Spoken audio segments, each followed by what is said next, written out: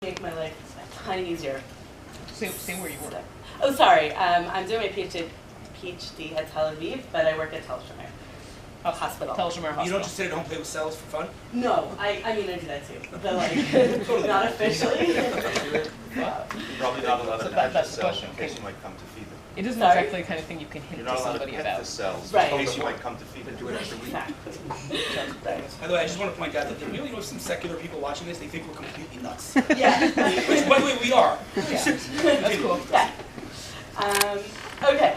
So basically, the first big question is, what are you allowed to feed on Shabbos, right? So we know obviously you're allowed to feed yourself. You're a human.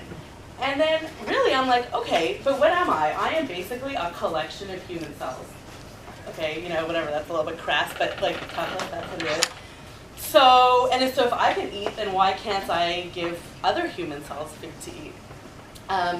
So the real, I guess, like the kind of guts of the answer is like, well, people have a neshama.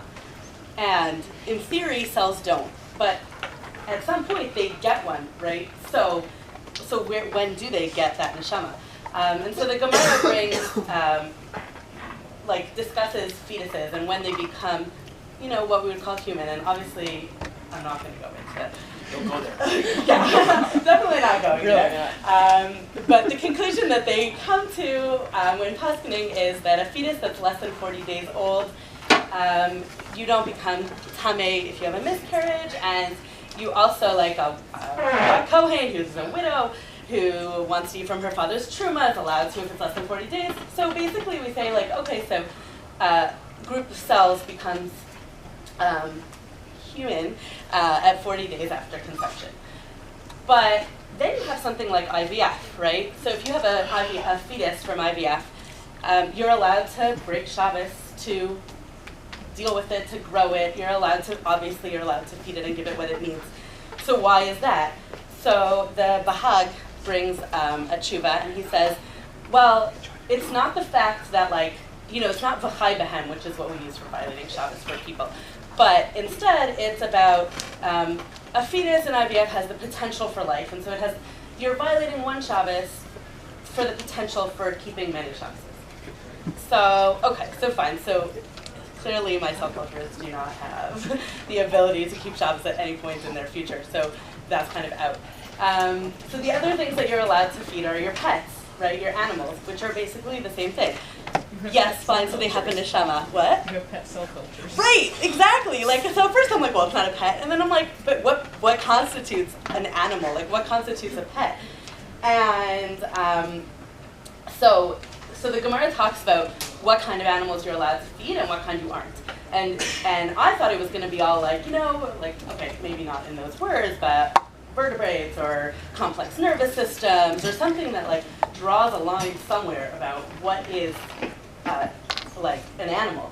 And it doesn't.